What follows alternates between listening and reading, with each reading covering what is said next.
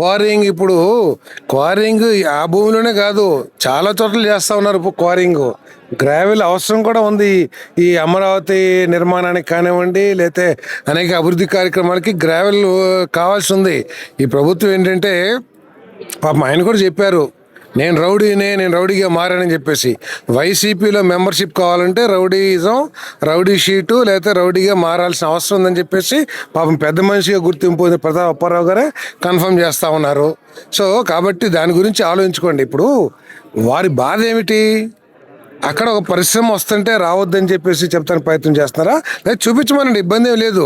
తర్వాత ఒకవేళ నేను వేరే చోటికి మార్చుకున్నా కూడా దాన్ని క్వారింగ్ చేయకుండా ఆపుతానికి గల అవకాశాలు ఏమిటి?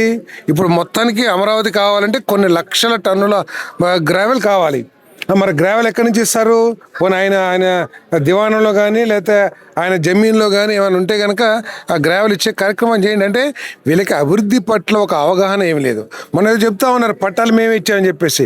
పట్టాలు తెలుగుదేశం టైంలో ఇస్తే ఆ పట్టాలను కొనుక్కుని వీళ్ళు క్వారింగ్ చేశారు. ఎన్ని ఎకరాలు చేశారు ఒకసారి చూసిరండి. మీరు కూడా ఏంటో మీరేదో తమాషా చూస్తున్నట్లు, లేకపోతే ఏదో వాళ్ళు చెప్పింది వీళ్ళు చెప్పింది ఏదో చూస్తున్నట్లు కాదు. మీరు అడగాలి కదా. మీరు అన్ని ఎకరాలకి పర్మిషన్ ఉండే తవ్వారా పోయిన గవర్నమెంట్లో?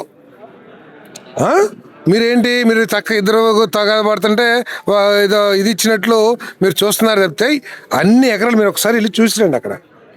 ఓకే, చూసి అన్నారు ఏదో 30 కోట్లు 20 కోట్లు. నీవు నాకు 40 ఎకరాలకి 30-40 కోట్లు వస్తే అన్ని ఎకరాలతో ఆయన ఎన్ని కోట్లు దాచుకున్నాడు దివాణంలో ఒకసారి ప్రజలందరూ కూడా చెప్పాల్సిన అవసరం ఉందని చెప్పేసి భావిస్తున్నాను. ఇవన్నీ ఏంటంటే ఏదో ఒక విధంగా ఇక్కడ వస్తున్న ఫ్యాక్టరీని అడ్డుకోవాలి, ఎక్కడ కూడా ఫ్యాక్టరీలు రాకూడదు, ప్రభుత్వం చేస్తున్న ప్రయత్నాలన్నీ కూడా అడ్డుకోవాలి అనే లక్ష్యంతో పనిచేస్తున్నారు చెప్తే కాదని చెప్పేసి బహిరంగ ఏది అంటే పర్మిషన్ లేకుండా తవ్వేసుకున్నాడా? కాదండి, పర్మిషన్ లేకుండా తవ్వుకున్నాడంటే మొత్తం ఇల్లీగల్ గా తవ్వేశారా? కాదండి, మరి ఆయన ప్రభుత్వంలో ఎన్ని టన్నులు 3 కోట్లు పెనాల్టీ వేశారుగా. అది కూడా ఏం చెప్పారు ఆయనే, ఎమ్మెల్యే గారు చెప్తే తవ్వానండి అని చెప్పేసి ఆయనే చెప్తున్నారు. అయ్యే మరి పర్మిషన్ లేకుండా తవ్వారంటే దీని మీద కూడా ఒకసారి ఎంక్వైరీ చేయాల్సిన అవసరం ఉంది.